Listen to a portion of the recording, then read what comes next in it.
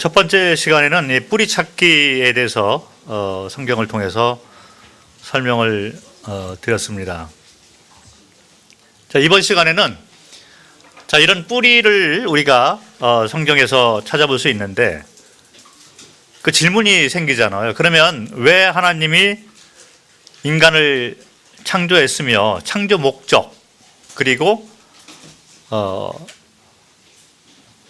질문 가운데 이제 가장 많이 하는 질문 중에 하나가 뭐냐면 선악과를 왜 만들었느냐, 그 질문이 제법 많이 있어요.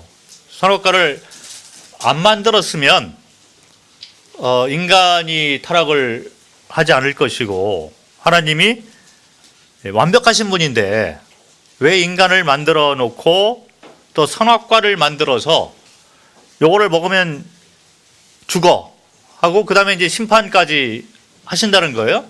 형벌을 이렇게 내렸는데 이게 이해가 좀 안 되는 부분이라고 많은 분들이 질문을 합니다. 왜 하나님이 인간을 창조를 했을까? 그거하고 선악과를 만들어서 먹고 타락하게 했을까? 하나님이 다 알고 계심에도 불구하고 왜 이렇게 했냐 이거죠.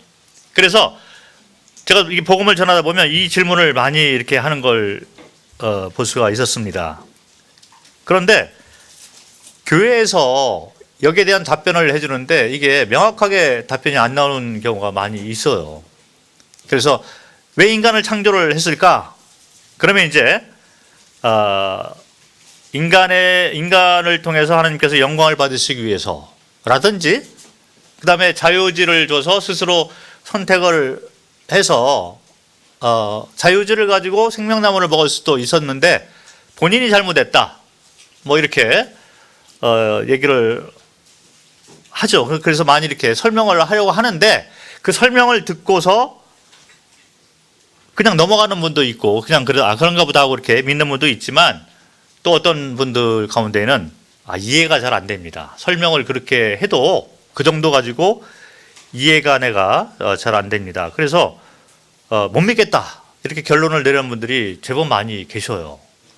자, 그런데 선악과는 결론적으로 말씀을 드리면 선악과는 반드시 있어야 돼요. 없어서는 안 되는 거예요, 그게.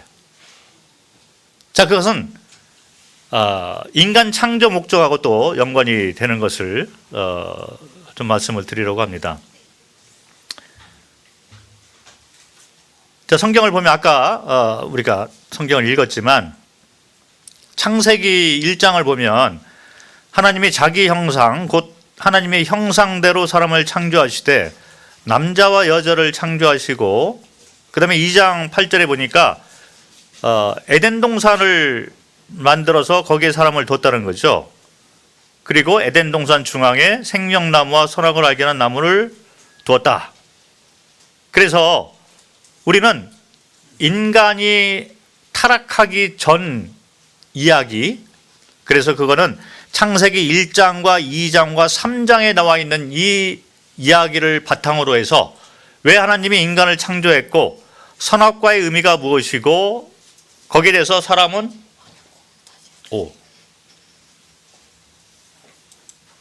다시 해야 되겠네?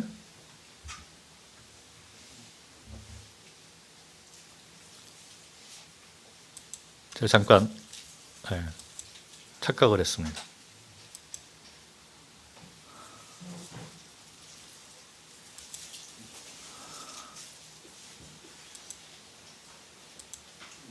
자, 여기 줌으로 보시는 분들이 있어서 좀 다시 이 PPT에 대해서 설명을 해야 될 것 같습니다. 이게 괜찮나요 지금? 예. 자, 인간 창조 목적과 반역죄에 대해서 이번 시간에 하려고 하는데 인간 창조 목적이 과연 무엇일까? 보면 창세기 1장 27절에 하나님 형상대로 사람을 만들었다. 이 구절하고 그 다음에 에덴 동산을 만들어 놓고 거기다 사람을 두었다. 그리고 에덴 동산 중앙에 생명나무와 선악을 알게 하는 나무를 두었다. 이런 성경 구절을 통해서 우리가 하나님께서 인간을 창조하신 창조 목적을 생각을 할 수가 있어요. 그리고 왜 선악과를 만들어 놨고 그것이 왜 반드시 거기에 있어야 되느냐를 성경에 나와 있는 이와 같은 구절들을 통해서 우리가 알 수가 있는 것입니다. 그 외에는 없잖아요. 뭐 이럴 것이다 저럴 것이다 해서 이게 설명이 안 되고 인간의 생각일 뿐이고, 우리가 창조 목적을 설명할 때나 또는 선악과를 만든 이유 이렇게 설명할 때 성경을 성경으로 이렇게 풀이하는 것이 가장 좋다는 거죠. 자, 그래서 특별히 타락하기 전까지의 창세기 1장부터 3장에 나와 있는 이 내용들을 바탕으로 해서 우리가 창조 목적하고 선악과의 의미에 대해서 한번 알 수가 있을 것 같습니다. 자, 잠깐 여기 PPT에 안 나오는 부분이 있지만 이게 이제 크게만 이렇게 설명을 해놨어요. 창세기 1장을 한번 잠깐 보도록 하겠습니다. 창세기 1장에 나와 있는 하나님의 명칭하고 2장에 나와 있는 하나님의 명칭이 다르게 나와 있는 걸 볼 수 있어요. 자, 먼저 창세기 1장을 한번 보면 하나님이 누구인가를 창세기 1장 1절과 그 3절 사이에 1장 1절, 2절, 3절을 보면 삼위일체의 하나님이 나온 걸 볼 수 있습니다. 그러니까 하나님의 인간을 만든 창조 목적을 설명을 하려면 여기 성경에 나와 있는 대로 하나님의 형상에 따라 만들었다 이 말이 나오잖아요. 자, 여기에 핵심 내용이 들어가 있습니다. 우리는 하나님의 형상에 따라서 창조되어졌다는 거죠. 그러면 하나님이 누구인가를 먼저 봐야 돼요. 그래서 맨 처음에 창세기를 딱 펴면 창세기 1장 1절, 2절, 3절에 삼위일체의 하나님이 나와 있는 걸 볼 수 있습니다. 이 세 분이신데 한 분 하나님이 여기에 나와 있는 거예요. 이 성경에 처음부터 삼위의 하나님께서 같이 일을 하시는 걸 볼 수가 있는 것입니다. 그래서 이단들이 이 삼위일체의 하나님을 부인하기 시작을 하면 그게 잘못된 성경 가르침이 될 수밖에 없어요. 왜 그러냐면 하나님을 설명할 때 성경에서는 우리의 형상대로 이렇게 나오잖아요. 이게 복수라는 얘기예요. 우리의 형상대로 인간을 창조했다. 이 세 분이 한 분의 하나님으로 나타나서 그 세 분의 하나님이 한 분인 것을 인간에게도 보여줬다는 거죠.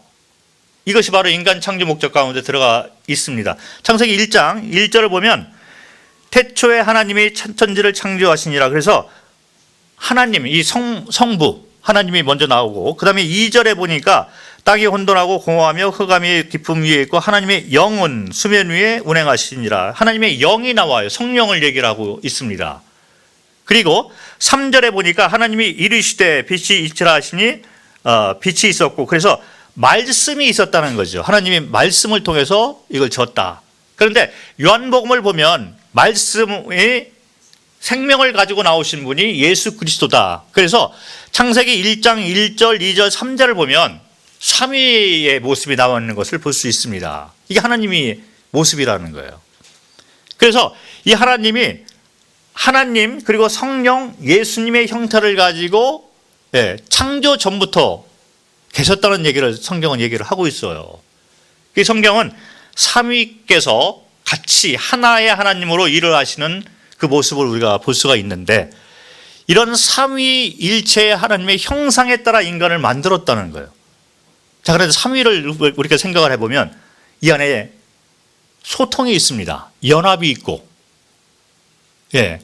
그래서 삼위가 이렇게 있는데 이분이 한 분인 거예요. 그러면서 삼위가 자, 우리의 형상에 따라서 인간을 만들자. 그래서 이렇게 협력해서 소통하는 가운데에서 인간을 만들고 우리가 하는 것처럼 인간도 그렇게 우리와 연관되어 있는 소통의 관계 가운데 만들자. 이런 게 나와 있는 거예요. 인간은 소통의 관계 가운데서 지어진 창조 목적이 있습니다. 다른 피조물하고 다르다는 거예요. 자, 그걸 어떻게 또 알 수 있냐면 창세기 1장을 보면 하나님을 얘기를 할 때 이게 1장은 모든 만물을 창조한 창조주 하나님이 나오게 되는데, 이때 나오는 명칭은 하나님으로 나온 걸 볼 수가 있습니다. 하나님이 이르시되 빛이 있으라 해서 빛이 있었고, 이 하나님이라는 명칭은 창조주 하나님, 주권자 하나님, 모든 권위를 가지고 내가 모든 걸 만들었어. 그래서 내가 창조주라는 주권자로서의 명칭을 담고 있는 것이 하나님이라는 명칭이 됩니다. 그래서 이 하나님이라는 이 일방적인 주권을 가지고 모든 것을 만드신 분이 하나님으로 1장에서는 쭉 나오는 걸 볼 수 있어요. 자, 그런데 2장에 딱 들어가면 2장 4절부터 다시 인간 창조를 딱 띄어다가 다시 설명하는 걸 볼 수 있습니다. 이거 뭐 보통 분들이 이렇게 읽을 때 왜 또 2장에 들어와서 인간 창조를 또 얘기를 할까?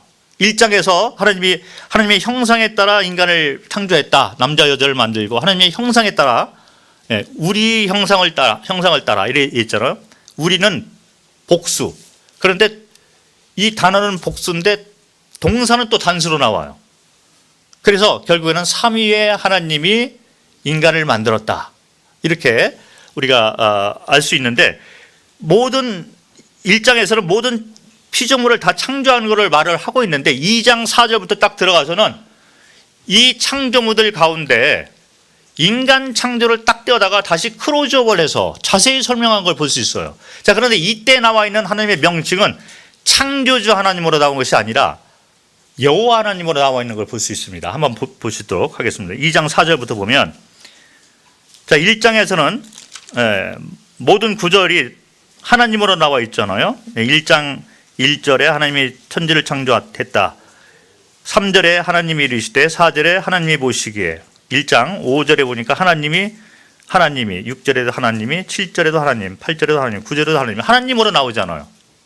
주권자 하나님. 자, 그런데 2장 4절에 딱 들어오니까 인간 창조에 대해서 다시 설명을 하면서 이때 나와 있는 걸 보면 여호와 하나님으로 나와 있는 걸 볼 수 있어요. 자, 보면 4절에 보니까 이것이 천지가 창조될 때 하늘과 땅에 내려가니 여호와 하나님이, 5절에도 여호와 하나님이, 7절에도 여호와 하나님이, 8절에도 여호와 하나님이, 9절에도 여호와 하나님이 나오는 거예요. 자, 이게 무슨 얘기냐면 모든 피조물들 가운데 인간은 다르다는 것입니다.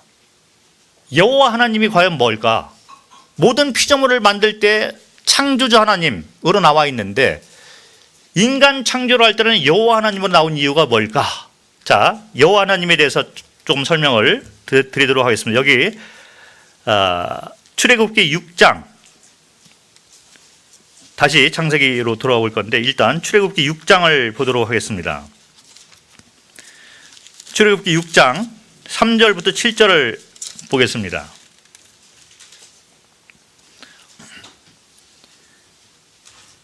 아, 2절부터 보면 출애굽기 6장 2절, 하나님이 모세에게 말씀하여 이르시되 나는 여호와이니라. 3절에 보니까 내가 아브라함과 이삭과 야곱에게 전능의 하나님으로 나타났으나 나의 이름을 여호와로는 그들에게 알리지 아니하였고. 자, 의미심장한 말이 나옵니다. 자, 이게 무슨 장면이냐면 이스라엘 백성들에게 하나님이 약속을 했어요. 아브라함과 이삭과 야곱에게 내가 너희에게 가나안 땅을 주겠다. 너희로 큰 민족을 만들고 가나안 땅을 주겠다. 이렇게 약속을 한 거죠. 그런데 여기 나와 있는 출애굽기 6장 장면은 그 약속이 아직 성취가 안 된 장면이에요. 이제부터 내가 약속한 것을 이제부터 성취를 해 나가겠다. 그래서 여지껏까지는 너희가 나를 하나님으로 알았으나 이제부터 너희가 나를 여호와로 알게 된다. 이 말을 하고 있잖아요. 자, 그래서 이 말씀을 통해서 우리가 여호와 하나님의 뜻이 뭘까 생각을 해보면 약속하신 것을 반드시 이루시는 하나님이 여호와 하나님이라는 거예요. 그리고 소통 관계에 있잖아요. 그래서 다른 피조물들은 하나님이 일방적으로 만들어 놓고 그렇게 되어져라 하면 그대로 되어져서 그렇게 되어 가고 있는 거죠. 예를 들어서 해를 만들어 놓고 일방적으로 아침에 떴다가 밤이 되면 달이 떠. 뭐 이런 것들은 일방적인 관계 가운데서 그냥 지어진 피조물이 되는데 사람은 그렇지 않습니다. 다르다는 거예요. 사람은 소통 관계 가운데. 그래서 자유의지를 왜 줬냐면 다른 피조물은 자유의지가 없어요. 사람만이 가지고 있는 것입니다. 왜 그러냐면 삼위일체의 그 형상이 사람 가운데 들어와 있다는 거예요. 소통 관계. 뭔가 이렇게 우리가 그래서 기도도 할 수 있는 거예요. 그리고 우리 영으로 하나님과 대화도 하고 찾고자 하는 그런 마음이 있다는 거죠. 이게 다른 피조물하고는 다르게 만들어졌다는 것입니다. 여호와 하나님이 우리와 소통하고 함께하고 약속하고 그 약속을 성취해 나가는 하나님. 그래서 하나님과 인간과의 관계는 일방적인 관계가 아니라 쌍방 관계가 되는 것입니다. 자, 이슬람의 알라를 성경에 나와 있는 하나님하고 동일 인물이다라고 보는 분들이, 그렇게 얘기하는 분들이 제법 있어요. 그런데 근본적으로 다른 게 뭐냐면 이슬람의 알라는 일방적인 관계가 됩니다. 네. 알라가 이렇게 해놓고 그대로 이렇게 살아가도록 하는 거예요. 그리고 사람이 얼마나 잘하고 못하고 이거는 알라가 알아서 판단해서 뭐 벌도 내리고 이렇게 하는 거죠. 일방적인 관계를 얘기하는 것이 알라가 되는데, 성경에서 말하는 여호와 하나님, 우리를 만드신 우리의 주인과 왕 되시는 이분은 우리와 일방적인 관계가 아니라 쌍방 관계에 있다는 거예요. 자, 그것을 어디서부터 알 수 있냐면 창세기로 돌아와서 이제 모든 걸 만들어 놓고 아담이 동물들의 이름을 짓는 장면이 나와요. 자, 여기 보면 창세기 2장을 보겠습니다. 창세기 2장 19절을 보겠습니다. 여호와 하나님이, 자, 이것은 소통의 하나님이라는 거예요. 언약의 하나님, 자유지를 주신 우리와 동행하는 하나님이라는 것을 알 수가 있는데, 여호와 하나님이 흙으로 각종 들짐승과 공중의 각종 새를 지으시고 아담이 무엇이라고 부르나 보시려고 그것들을 그에게로 이끌어 가시니 아담이 각 생물을 부르는 것이 곧 그 이름이 되었더라. 하나님이 인정을 한다는 거잖아요. 자, 그런데 인간에게 동물들을 쭉 데려와 가지고 네가 한번 이름을 줘봐라. 자, 자유의지를 주고 하나님이 그 권한을 줘서 이름을 지켜야 하는데, 이름을 줬을 때 그 이름이 된 거예요. 일방적인 하나님이 아니라는 거죠. 여호와 하나님으로 우리를 특별히 만들었다는 것입니다. 하나님의 형상에 따라 만들었다는 거예요. 삼위일체 하나님이 소통 관계에 있잖아요. 연합 관계에 있고 질서 가운데 있는 것처럼 사람은 그렇게 특별하게 창조가 되어졌습니다. 다른 피조물들은 자유의지가 없어요.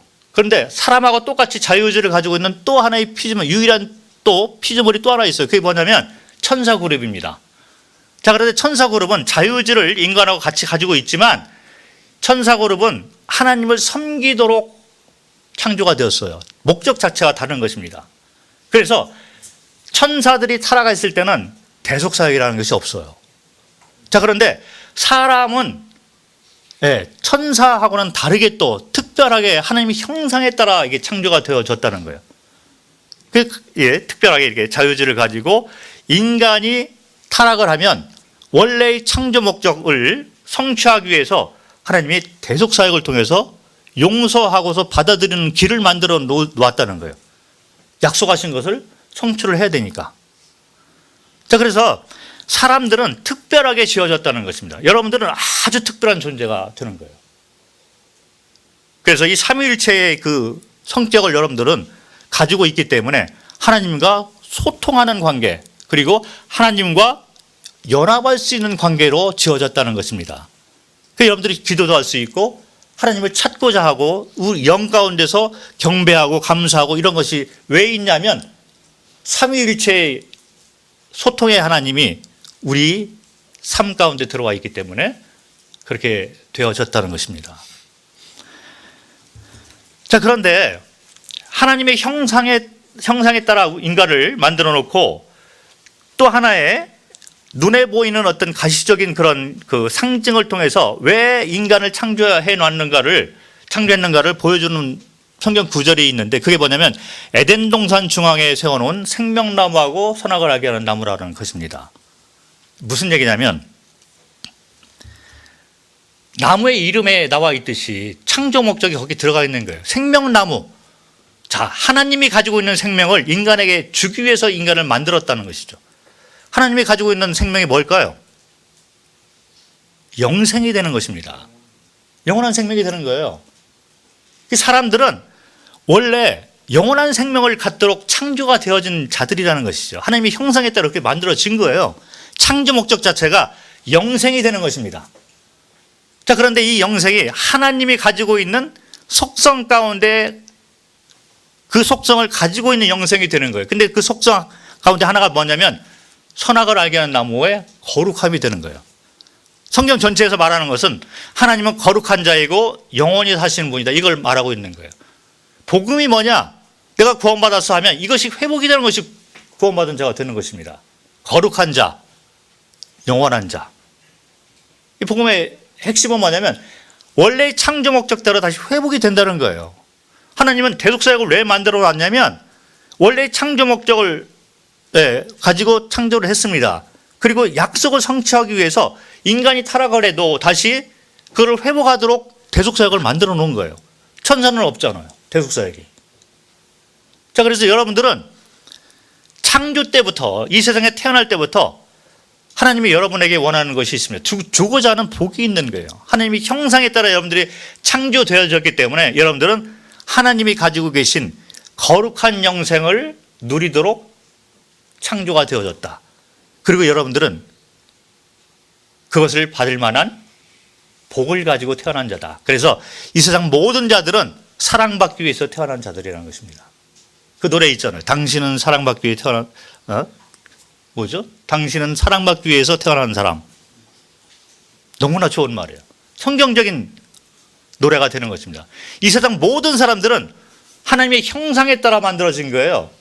하나님이 가지고 계신 거룩함과 영생을 영원히 누리도록. 근데 이 영원히 누리는 것이 하나님과 더불어 누리는 거예요. 소통 가운데 영원히 누리는 그런 분으로 이 세상에 창조된 여러분들이 되는 것입니다.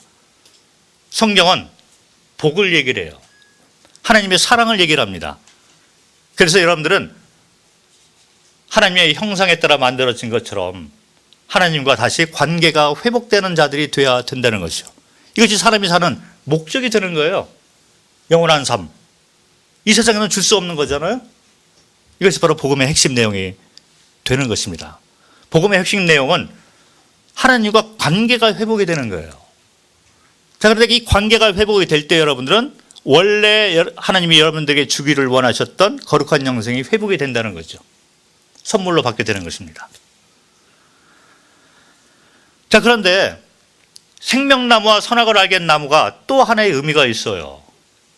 자, 그런데 이거는 당연한 것입니다. 이 또 하나의 의미가 뭐냐면 왜 에덴동 이 사람을 만들어 놓고 가장 먼저 한 것이 뭐냐면 2장을 보면 가장 먼저 사람을 만들어 놓고 이제 그 다음에 한 것이 에덴 동산을 만들고 그 가운데 생명나무와 선악을 알게 한 나무를 만들어 놨습니다. 그래서 에덴 동산에 아담과 이브가 이렇게 살 때 막 돌아다니잖아요. 그런데 어느 곳을 가든지 중앙을 딱 보면 생명나무와 선악을 알게 한 나무가 딱 서 있다는 거예요. 자, 그래서 하나님이 우리에게 하나님처럼 거룩한 영생을 주고자 우리를 만들었어. 감사하죠? 자, 그런데 또 하나의 의미가 있어요. 그게 뭐냐면 이 거룩한 영생은 하나님으로부터만 나온다는 거예요. 당연한 거 아닙니까? 피조물들은 이 거룩한 영생을 스스로 가질 수가 없다는 거죠. 그래서 이 경계선은 넘지 말아라. 영원히 넘지 말자. 그것이 바로 선악과의 의미가 되는 것입니다. 당연한 거예요. 자, 창조주와 피조물의 관계 가운데서 우리는 하나님께서 복을 주기 위해서 만들어졌어요. 특별하게 다른 피조물하고는 다르게 인간을 이 하나님의 형상에 따라 창조가 되었습니다. 그리고 거룩한 영생을 주기를 원하는 거예요. 그런데 창조주와 인간이 다른 점이 뭐가 있냐면 이 거룩한 영생은 여호와 하나님으로부터 나온 거다. 요거는 영원토록 우리가 인정을 하고 살아야 되는 거예요. 그것이 바로 선악과의 의미가 되는 것입니다.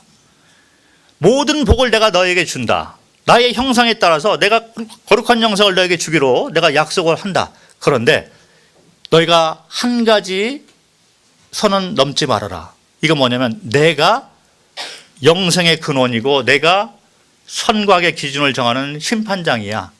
내가 거룩하다 하면 거룩이고 내가 이건 아니다 하면 아닌 거야. 이 선만 넘지 말아다오.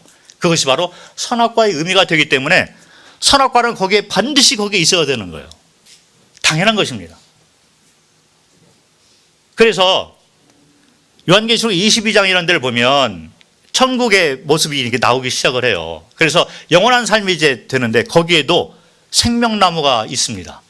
제가 요한계시록 22장을 보면서 다 끝났는데 구원받으면 영생을 얻고 이제 거룩한 자가 되었잖아요. 그런데 천국의 모습을 그려놓았는데 거기에 생명나무가 또 있다는 거예요. 그래서 제가 그걸 보면서 왜 천국에 가서 생명나무가 있을까? 천국에는 이미 거룩한 자들이 들어오는 거기 때문에 선악과는 더 이상 있을 필요가 없을 것입니다. 그런데 천국에 가서도 생명나무가 있어야 되는 이유가 있잖아요. 왜 그러냐면 영생을 누리고 있는데 이 영생의 근원은 여호와 하나님으로부터 나오는 거다. 천국에서도 우리는 영원토록 그걸 인정하고 살아야 된다는 거예요. 당연한 것입니다. 천국에도 생명나무가 있어요. 마침 영생을 하는데 내가 영생의 기간이 지났어. 유효 기간이 지나서 내가 또 이걸 먹어야지 내가 영생이 또 연장이 돼? 이런 의미가 아니라 에덴 동산에 있었던 생명나무의 의미처럼 생명의 근원, 내가 주인이고 영생의 근원은 나로부터만 나오는 거다. 이것을 천국에 가서도 우리가 인정하고 살아야 된다는 것입니다. 이것이 바로 인간 창조 목적이고 선악과를 만든 의미가 된다는 것입니다. 당연한 거죠. 자, 그런데 교회에서 이런 것들을 설명을 잘 못하고 구두자들이 이걸 듣고서 왜 하나님이 선악과를 만들었을까? 안 만들었으면 내가 안 먹었을 거 아니야. 우리 아담 하와가 이걸 안 먹었으면 나도 죄 지은 자가 아닐 텐데 왜 이걸 먹게 해가지고 다 아심에도 불구하고 왜 이걸 먹게 해서 또 거기 죽게 하고 벌을 또 줘. unfair하다 이렇게 얘기하잖아. 그렇지 않습니다. 아주 공평하신 하나님이에요. 반드시 선악과는 거기 있어야 돼요. 영원토록 우리는 그 선을 넘어서서는 안 되는 것입니다. 영생을 얻은 자라 할지라도 이것만은 넘어서서는 안 되는 거예요. 그분이 나의 생명의 주인이고 왕이다. 자, 그래서 구원받았다라고 얘기를 한다는 건 뭐냐면 주인이 바뀌는 거예요. 원래의 주인으로 회복이 되는 것입니다. 그분과의 관계가 회복이 되는 것이 구원받은 성도가 되는 것입니다. 단지 내가 영생을 얻었어. 여기 이것이 중점이 되는 것이 아니라 삼위일체 하나님이 이 하나님이 그 형상에 따라 나를 만들었기 때문에 그 소통 관계가 회복이 되었다. 그분과 다시 연합하는 관계가 되었다. 그리고 그분이 가지고 있는 속성, 거룩한 영성이 다시 회복이 되었다. 그분과의 관계가 회복이 된 것. 그래서 주인과 선과의 기준이 바뀐 것. 이것이 바로 구원이 되는 것입니다. 어떤 분들이 나 이제 구원받았어. 나 천국 갈 수 있어. 영생을 얻었어. 그런데 사는 모습을 보니 자기가 여전히 주인 돼서 살고 있다면 복음이 잘못됐던지 아니면 그분이 잘못됐던지 문제가 있는 것입니다. 성경에서 말하는 복음의 핵심은 뭐냐면 원래의 주인과의 관계가 회복이 되는 거예요. 선과 악의 기준이 그분이 정해놓은 선과 악의 기준으로 바뀌는 것이 복음이 되는 것입니다.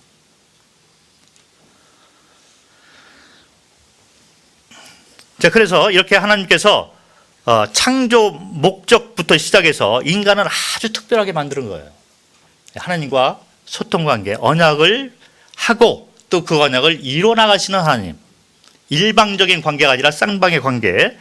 이것이 하나님께서 우리를 만든 창조 목적이고 하나님이 가지고 있는 속성 가운데 거룩한 영생을 주기를 원하는 이것이 바로 창조 목적이 된다는 것입니다.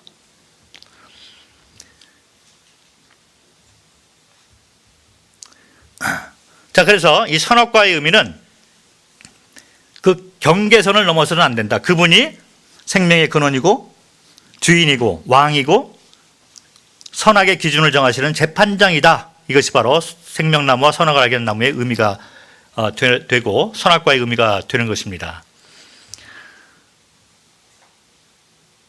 자, 그런데 이 선악과를 먹으면 너희가 반드시 죽으리라 이런 말을 했잖아요. 창세기 2장을 한번 보도록 하겠습니다. 창세기 2장 17절에 보면 선악을 알게 하는 나무의 열매는 먹지 말라. 내가 먹는 날에는 반드시 죽으리라 하시니라. 자, 이 내가 왕이고 주인되고 생명의 근원되고 선과 악의 기준을 정하는 것을 이 선을 넘지 말아라. 이 선을 넘으면 내가 너를 죽일 수밖에 없어. 왜냐하면 내 자리를 침범하기 때문에 그렇다는 거죠. 그런데 사탄은 3장에 와서 보니까 사탄이 처음 인간 아담과 하와를 유혹하는 장면이 나오는데 이 장면을 우리가 잘 살펴보면 명칭을 가지고 접근하는 걸 볼 수 있어요. 물론 우리가 교회에서 많이 들었던 것처럼 말씀을 살짝 변질시켜서 유혹을 했다 이렇게 많이들 가르치고 배우고 합니다. 그런데 그것도 이제 맞는 말이죠. 그런데 조금 더 정확하게 우리가 보려면 명칭을 가지고 사탄이 교모하게 접근한 걸 볼 수 있어요. 그 전략이 오늘날 교회 가운데에도 많이 들어와 있는 걸 볼 수가 있습니다. 창세기 3장 1절부터 한번 5절까지 읽으면서 사탄이 어떻게 처음 인간을 유혹해서 타락하게 했는가를 한번 보도록 하는데 명칭에 한번 초점을 맞춰서 보기를 원합니다. 1절에 보니까 뱀은 여호와 하나님이 지으신 들짐승 중에 가장 간교하니라. 뱀이 여자에게 물어 이르되 하나님이 참으로 너에게 동산 모든 나무의 열매를 먹지 말라 하시더냐. 자, 여호와 하나님이 그렇게 먹지 말라 하시더냐가 아니라 하나님이 그렇게 먹지 말라 하시더냐. 이 얘기는 뭐냐면 일방적인 주권자 창조주 하나님이 이걸 먹지 말라고 하더냐 이 얘기가 되는 거예요. 그래서 사탄의 처음 전략은 뭐냐면 자, 사탄이 처음 인간을 유혹할 때 창조주 자체부터 부인을 하면서 너는 진화론을 믿어 이렇게 했을까요? 지금이야 진화론이 나와 있어서 창조주 자체까지도 부인하고 살아요. 사람들이 더 타락하게 된 거죠. 그런데 처음 인간이 타락하게 될 때는 창조주까지 감히 부인을 해? 있을 수가 없는 얘기예요. 그런데 사탄이 할 수 있는 전략은 뭐냐면 네가 창조주는 믿어도 돼. 그런데 이 창조주가 너와 소통하고 약속하고 너의 생명의 근원되고 주인되고 선거의 기준을 정하는 심판장 되는 여호와 하나님인 것은 네가 안 믿어도 돼.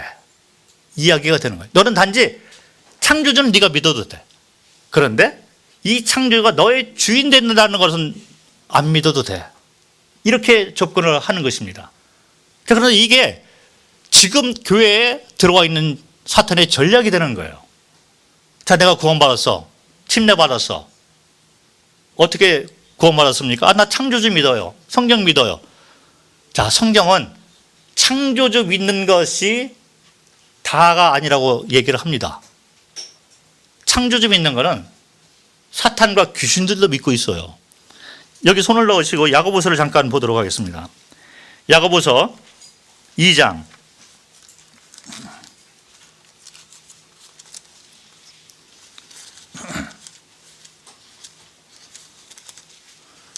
19절을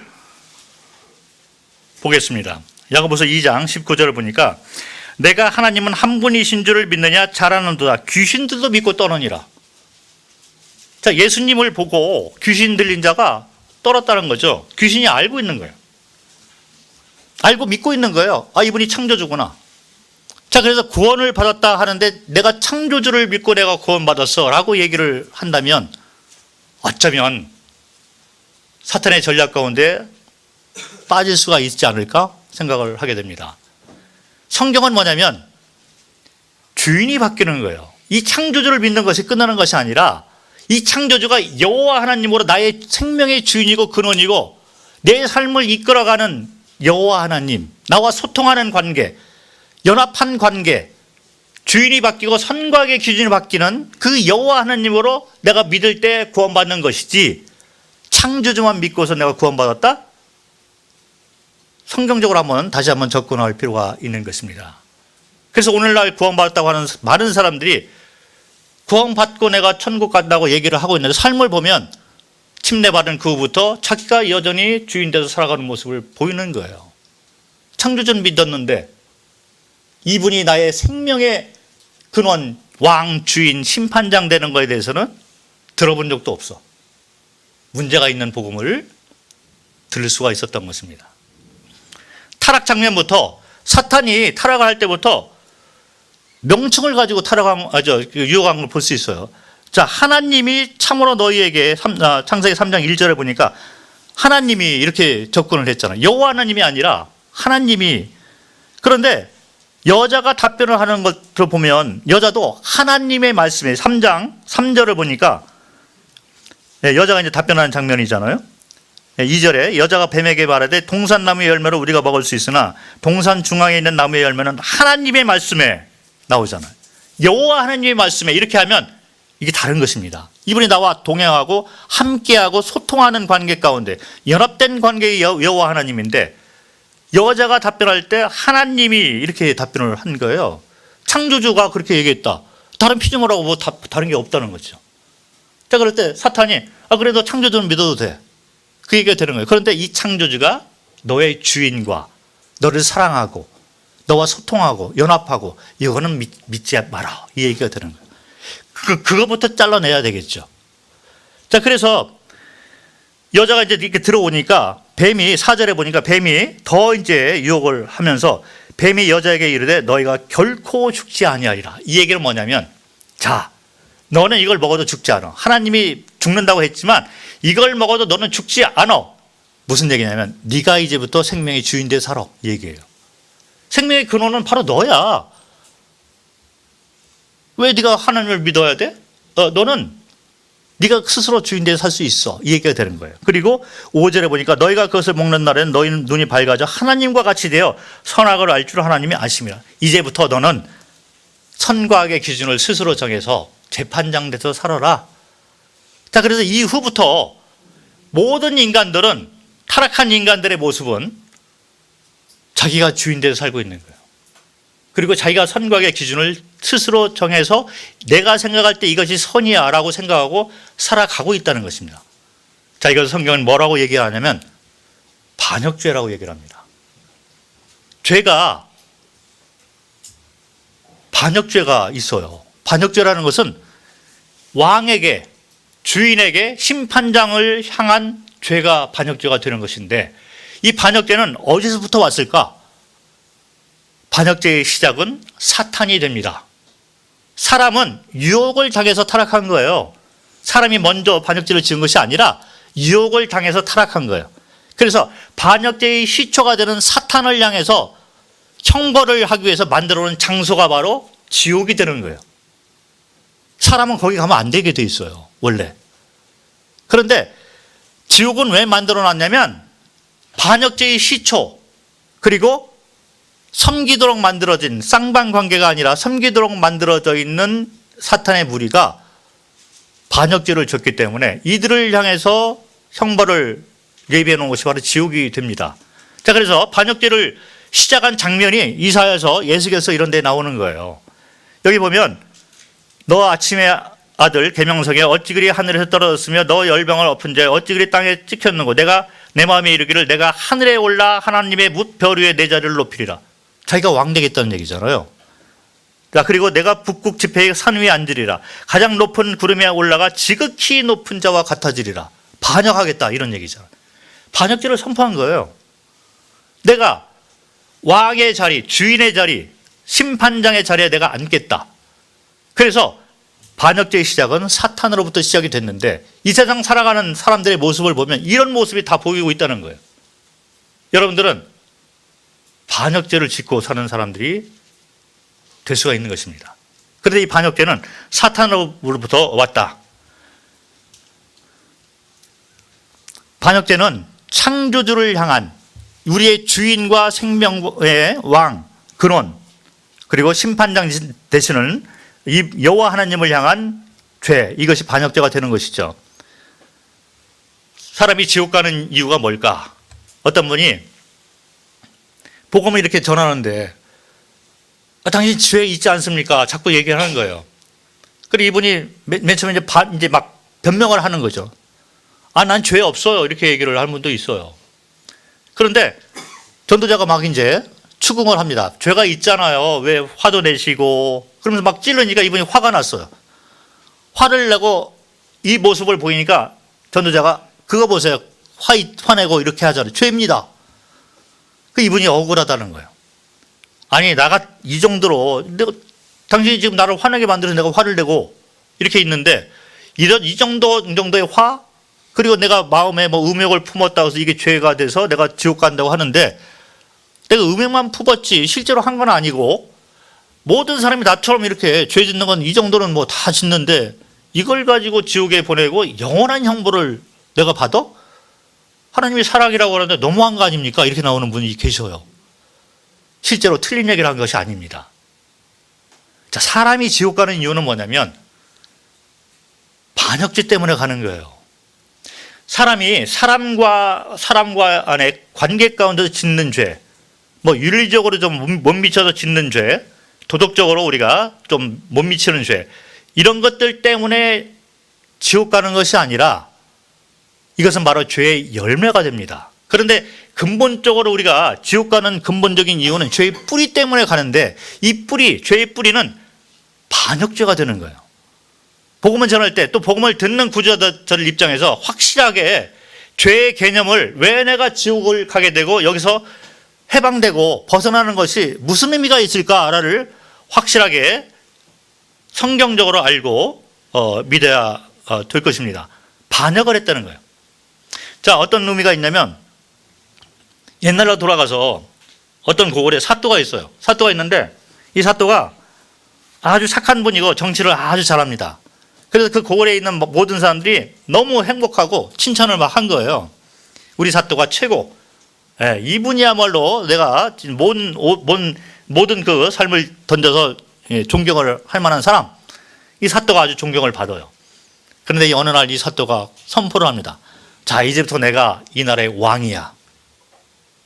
자, 이게 반역죄예요. 진짜 왕이 딱 들었을 때 삼족을 멸할 죄인이라는 거죠. 자, 그동안 자기가 잘했던 거, 이게 다 자기가 사람들을 모아가지고 마음을 끌어다가 나를 향해서 반역을 하기 위해서 이렇게 했구나. 그래서 가장 큰 죄, 이거는 바로 반역죄가 된다는 거예요.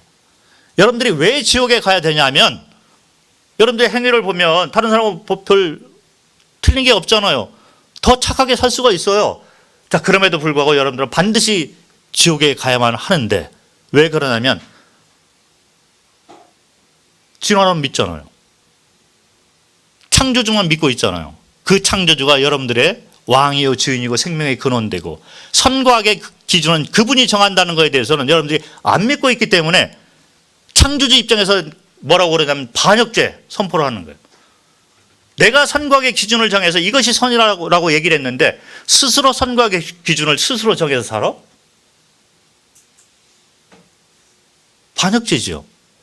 생명의 주인인 내가 너를 만들었다. 아까 말씀드렸잖아요. 심장이 뛰기 시작합니다. 내가 생명을 집어넣어서 심장이 뛰고 있는데 진화론을 믿고 살아? 창조주가 없다라고 믿고 살아? 엉뚱한 데다가 삶의 목적을 걸고 살아? 반역죄. 지옥에 가고도 충분한 죄를 짓고 있기 때문에 지옥에 간다는 것입니다. 도덕적인 죄 때문에 그 지옥 가는 것이 아니라 그건 죄의 열매예요. 성경은 이렇게 얘기를 해요. 예레미야서 2장 13절에 죄에 대해서 선포를 할 때 내 백성이 두 가지 악을 행하였나니 곧 그들이 생수의 근원 되는 나를 버렸다. 반역죄라는 거예요. 그리고 스스로 웅덩이를 팠다. 자기가 왕과 주인과 심판장 돼서 살아간다는 거죠. 내가 생명의 근원이고 내가 생명을 줬는데 내가 주인인데 나를 버리고 반역을 짓고 자기가 주인 돼서 살아가? 내가 용서하지 못해. 이 얘기를 하고 있는 것입니다.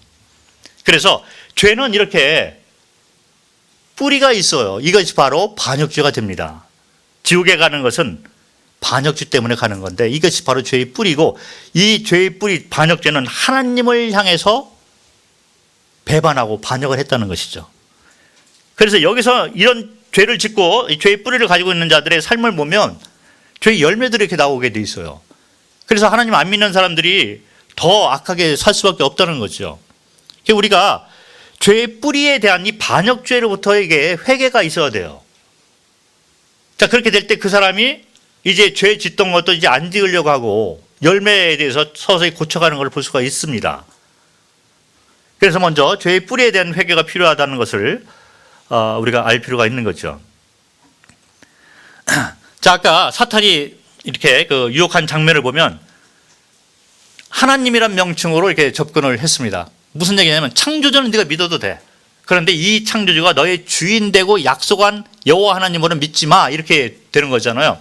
그런데 로마서 1장을 보면 이 두 가지 반역죄의 모습을 가지고 설명하는 걸 볼 수 있습니다. 로마서 1장은 심판을 얘기를 하는데 왜 심판을 받아야 되고 벌을 받아야 되는가를 설명을 하고 있어요. 그런데 이 설명이 로마서 1장 19절부터 23절을 보면 두 가지 종류의 반역죄를 얘기한 걸 볼 수 있는데, 첫 번째 반역죄를 짓는 사람들의 모습은 쉽게 얘기하면 창조주에 대해서 관심이 없고 교회 밖에 있는 사람들, 진화론 믿고 무교, 나는 내 주먹 믿어 이렇게 하고 사는 사람들이 있잖아. 내 삶은 내가 알아서 해, 내가 주인이야, 이렇게 살아가는 사람들 모습을 보는데, 이들 가운데 창조주 자체를 부인하고 사는 사람들이 있습니다. 자, 그래서 이 분리에 대해서 하나님이 뭐라고 설명을 하고 있냐면 19절에 보니까 하나님을 알만한 것이, 자, 창조주까지 부인을 하니까 처음에 타락할 때는 창조주까지는 부인을 못했는데 세월이 이렇게 흐르다 보니까 창조주까지 부인하고 진화론까지 만들어서 살고 있는 거예요. 그러니까 이들을 향해서 하나님이 뭐라고 경고를 하냐면 하나님을 알만한 것이 그들 속에 보였다. 스스로 생각을 해보면 양심이 있잖아요. 양심적으로 생각할 때도 창조주가 없으면 안 되는 거예요. 이게 내 심장이 뽁뽁뽁 이렇게 뛰고 있는데 양심이 얘기를 하고 있잖아요. 그런데 끝까지 창조주 자체를 부인하는 자들이 있습니다. 그래서 하나님을 알만한 것이 그들 속에 보여 있다. 그리고 창세로부터 모든 만물을 통해서 창조주가 있다는 것을 매일같이 보여주고 있다는 거예요. 그런데도 불구하고 창조주를 부인하면서 산다면 형벌을 받는 그 순간에 그들이 핑계하지 못한다. 변명할 거리가 없다는 거예요. 양심이 얘기하고 모든 만물이 다 얘기를 해서 창조주가 있다는 것까지 얘기를 했는데 나를 배반하고 살아, 반역죄를 짓고 살아, 너희는 핑계하지 못한다. 그래서 이런 종류의 반역죄를 짓고 사는 사람이 있어요. 교회 밖에 있는 사람들이 대부분이겠죠. 창조주 자체를 부인하니까.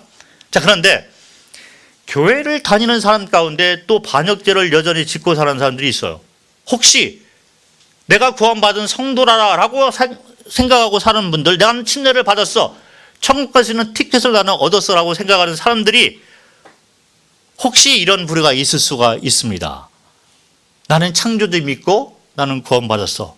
자, 그런데 창조주만 믿고서 되는 것이 아니라 이 창조주가 나의 생명의 주인과 심판장 되는 것을 믿어야 된다는 거예요. 자, 여기 보면 21절부터 읽어보면 하나님을 알되라고 나와 있습니다. 하나님을 아는 분들이에요. 그러니까 안다는 것은 하나님이 있다는 걸 믿는다는 거죠. 귀신도 믿고 떤다고 그랬는데 교회 나와서 보니 내가 이제 창조주는 믿게 됐어. 그 하나님을 내가 알아. 그리고 믿어. 자, 그런데 사는 모습 가운데 여전히 자기가 주인 돼서 살아간다는 거예요. 하나님을 알되 하나님을 영화롭게도 하냐고 감사하지도 하냐고 오히려 그 마음이 허망하여지며 미련한 마음이 어두워졌나니 스스로 지혜 있다 하나. 이 말이 뭐냐면 내가 주인이야, 이 얘기가 되는 거예요. 선과의 기준도 내가 정해. 자, 교회 다니는 사람들 가운데 그리고 구원받았다고 하는 사람들 가운데 여전히 자기가 주인 돼서 사는 사람들이 많이 있다는 거예요. 그래서 한번 우리가 점검을 해볼 필요가 있습니다. 이분들의 삶의 특징 가운데 하나는 뭐냐면 하나님을 알고 믿어요. 그런데 하나님을 우상으로 바꿔서 믿는 거죠. 그래서 자기가 필요할 때만 하나님을 의지하고 하나님에게 기도하고 이것 좀 들어주세요. 자기가 주인 돼서 살면서 하나님을 불러다가 쓰는 우상으로 믿고서 섬기는 자들이 있다는 것인데 이것도 또 하나의 종류의 반역죄가 됩니다. 점검을 해볼 필요가 있는 거죠. 자, 그래서 이렇게 얘기해서 반역죄 때문에 우리가 지옥 간다라고 얘기를 할 때 어떤 분들이 억울하다 이거야. 왜 그러냐면 반역죄를 처음에 지은 사람이 아담하고 하와잖아요. 그런데 우리는 딱 태어났는데 아담의 후손으로 태어났기 때문에 나는 태어날 때부터 내가 죄인으로 태어났어. 교회에서 그렇게 가르치잖아요. 그래서 살다 보니 나는 지옥 가는 사람으로 이렇게 딱 태어날 때부터 이렇게 정해져서 태어난 거죠. 그러니까 내가 너무 억울한 거예요. 아담과 하와가 이 선악과를 먹고 타락을 해서 반역죄를 짓고 타락을 해서 추방을 당하고 형벌을 받게 되는데 그 후회로 우리가 태어나서 우리도 자동적으로 반역죄를 짓게 돼서 이렇게 지옥 간다고 하는데 이게 너무 억울하다는 거예요, 이게. 예. 그 아담이 죄를 졌는데 왜 내가 지옥 갑니까? 그렇잖아요. 자, 그런데 성경은 뭐라고 얘기하고 있냐면, 자, 이 말씀 한번 보시기 바랍니다. 호세아서 6장 7절을 보니까 그들은 아담처럼 이렇게 나와 있어요. 아담처럼 언약을 어기고 거기에서 나를 반역하였느니라. 자, 아담과 하와가 반역죄를 졌어요. 그래서 내가 그 자리에 앉겠다. 이제부터 내가 주인이고 심판장이야. 이렇게 해서 반역죄를 지었잖아요. 그런데 지금 살고 있는 여러분들도 아담처럼 똑같이 반역죄를 짓고 살아가고 있다는 거예요. 자, 우리 여기 있는 여러분들 가운데 만약에 지금 나의 주인은 여호와 하나님이야. 내가 그걸 몰랐네? 내가 그분 앞에 이제부터는 엎드려서 그분을 나의 생명의 근원이고 주인이고 왕이고 심판장으로 내가 이제부터 믿고서 그분이 이끄는 대로 내가 살 거야. 그러면 여러분들 구원 받게 되는 거죠. 자, 그런데 여전히 여러분들이 아담처럼 여러분들이 반역죄를 짓고 이 자리에 앉아 있다면 여러분들은 억울할 게 아무것도 없습니다. 아담이 반역죄를 져서 여러분들이 지옥 가는 것이 아니라 여러분들도 아담처럼 지금 반역죄를 짓고 있기 때문에 지옥 간다라고 성경은 분명히 얘기를 하고 있기 때문에 여러분들 스스로 책임이 있다는 것이죠. 성경은 명확하게 얘기를 해요. 아주 공평하신 하나님이 너희도 각자가 지금 이 순간에도 아담처럼 언약을 어기고 스스로 주인 되고 심판장 돼서 살아가고 있기 때문에 너희도 나를 향해서 반역을 하고 있다. 그래서 지옥 가는 거죠. 그래서 이제 반역죄의 결과가 나오게 되는데 성경은 무서운 얘기를 하고 있습니다. 자, 히브리서 9장 27절에 보니까 한 번 죽는 것은 사람에게 정해진 것이요 그 후에는 심판이 있다 선포를 하는데 이게 두 가지를 얘기를 하고 있어요. 한 가지가 아니라 두 가지를 얘기하고 있는데 첫 번째는 뭐냐면 한 번 죽는 것, 이게 육체의 죽음을 얘기를 하고 있어서 여러분들이 왜 죽냐면 성경이 이렇게 선포를 하고 있기 때문에 죽게 되는 거예요. 모든 반역죄를 지은 사람들은 육체가 죽음을 당하게 돼요. 왜 그러냐면 스스로 내가 이걸 먹어도 안 죽어 했잖아요. 스스로 주인 돼서 살고 있기 때문에 생명을 주신 분이 생명을 가져가는 것입니다. 그걸 통해서 뭘 증명하냐면 봐라, 내가 너를 죽이지, 내가 주인이야. 그래서 여러분들은 장례식 가서 교훈을 반드시 받아야만 돼요. 장례식에 가면 엉엉 죽은 자를 향해서 엉엉 울 것이 아니라 여러분들 스스로를 위해서 여러분들은 울고 있어야 돼요. 죽어있는 이 사람이 만약에 안 믿고 간 사람이라면 이 사람도 반역죄를 짓고 살더니 결국에는 생명을 빼앗겼구나, 자기가 주인이 아니었구나. 자, 그런데 여러분들이 만약에 불신자라면, 여전히 반역죄를 짓고 살고 있는 사람이라면 여러분들도 엉엉 울고 있어야 돼요. 그리고 거기에서 교훈을 받아야만 되는 것입니다. 한 번 죽는 것은 내가 정해놨다. 내가 너의 생명을 반드시 가져가겠다. 내가 주인이기 때문에.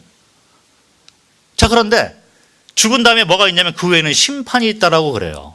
왜 심판이 있냐면 자기가 선과의 기준을 자기가 스스로 정해서 살고 있잖아요.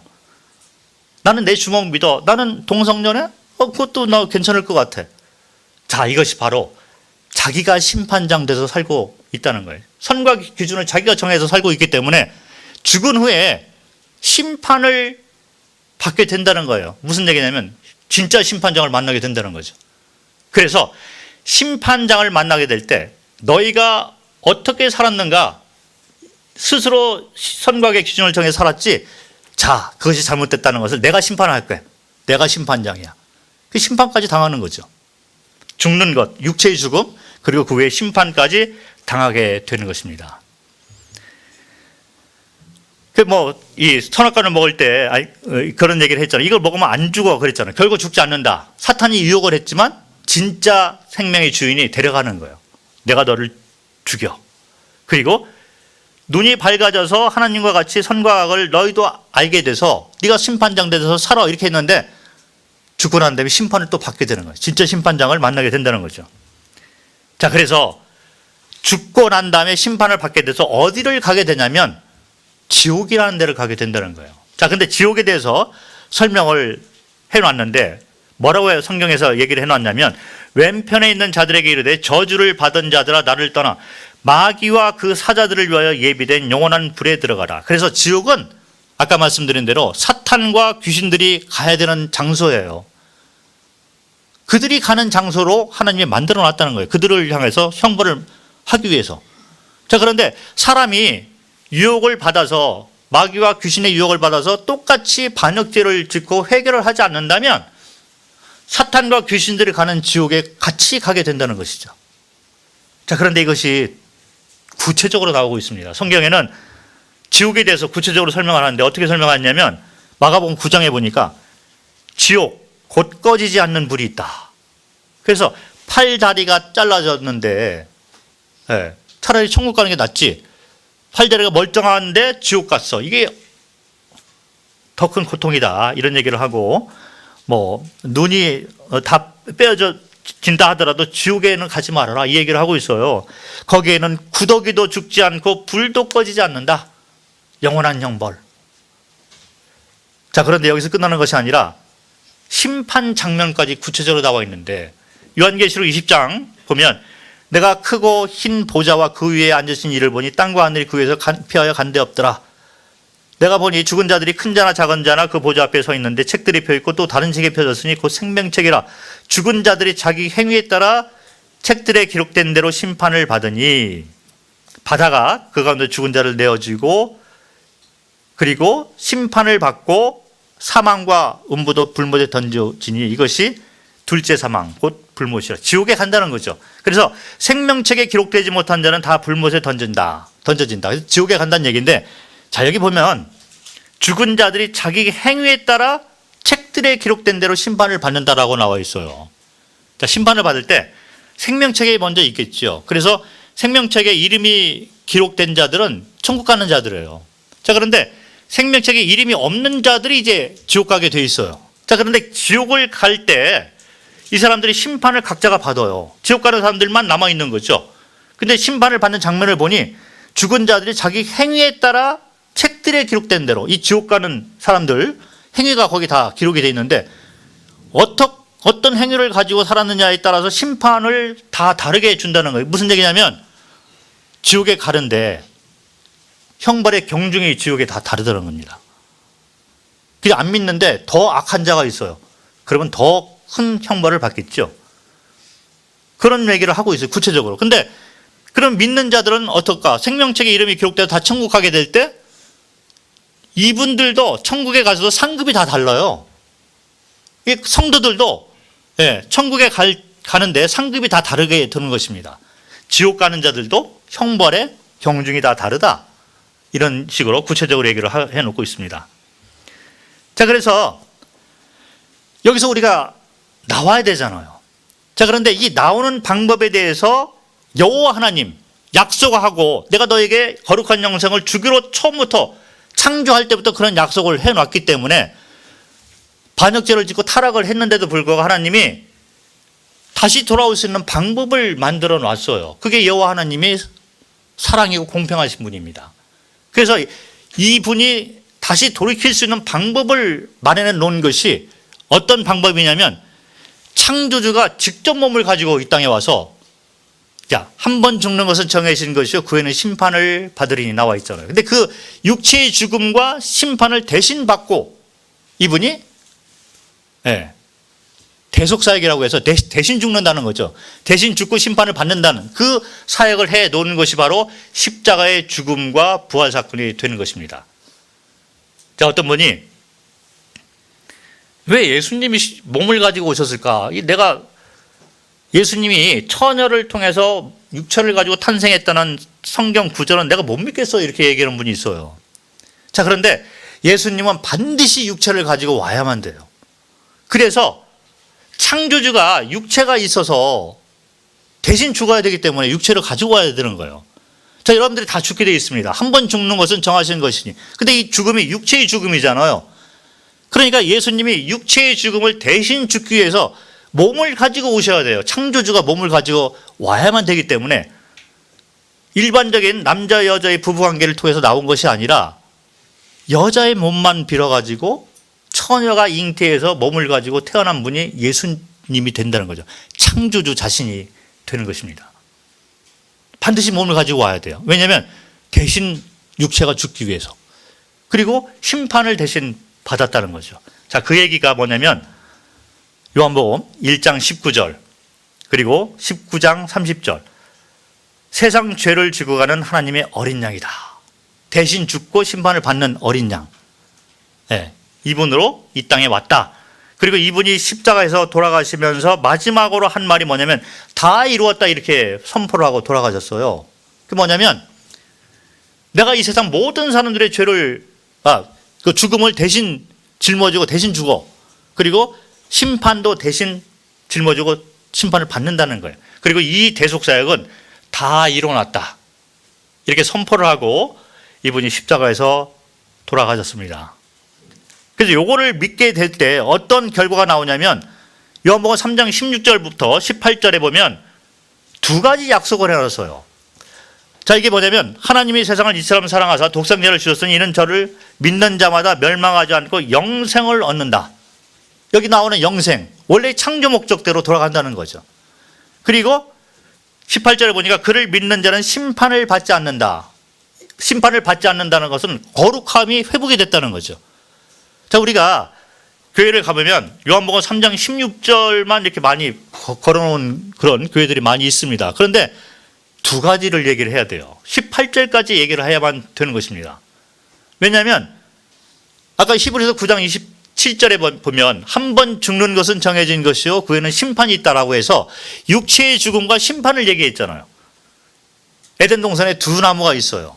생명의 근원과 선과의 기준 정하는 심판장, 이 두 가지가 딱 있는 거죠. 거룩한 영생. 그래서 한 번 죽는 것, 내가 생명의 주인이야, 이거를 증명하기 위해서 죽이고, 그 다음에 심판장이야, 이걸 증명하기 위해서 심판을 하게 되는데, 예수가 대신 죽고 심판을 대신 받았기 때문에 이를 믿는 자들은 이 두 가지 것으로 에서 벗어나게 된다는 것입니다. 그래서 죽지 않고 영생을 얻게 되고 심판을 받지 않고 심판에서 벗어나게 되는, 그러니까 거룩한 영생으로 회복이 되어야 되는 것이 복음의 메시지가 되는 것입니다. 18절까지 다 같이 이해를 해야 돼요. 믿는 자는 언약이잖아요. 여호와 하나님이라는 것은 언약을 하고 그 언약을 반드시 이루시는 하나님이잖아요. 그래서 처음 창조 목적, 내가 너에게 거룩한 영생을 주겠다, 이 약속을 했기 때문에 타락을 하고 반역죄를 지었어도 대속사역을 완성해 놓고 다 이루었다 해놓고, 자, 이제 나를 믿으면 내가 약속한 대로 거룩한 영생을 내가 회복시켜 주겠다, 언약을 하시는 여호와 하나님이 여러분에게 이 약속을 한 것입니다. 영원한 생명과 심판에서 벗어나는 것을 내가 언약대로 성취를 할 것이다, 이 약속을 한 것이죠. 자, 그래서 우리는 믿는 자가 되어야 되는데, 자, 그러면 다음 시간에는 믿는다는 의미가 과연 무엇인가에 대해서 성경을 통해서 한번 설명을 또 드리겠습니다. 믿는 자는 영생을 회복을 하고 심판에서 벗어나는 복을 받게 되는데, 나도 믿고 싶어요. 그런데 믿는다는 것이 뭘까? 여기에 대해서 고민하는 분들이 많이 계시는데, 다음 시간에 식사를 하고 다음 시간에 구체적으로 설명을 해드리도록 하겠습니다. 자, 여기까지 하도록 하겠습니다.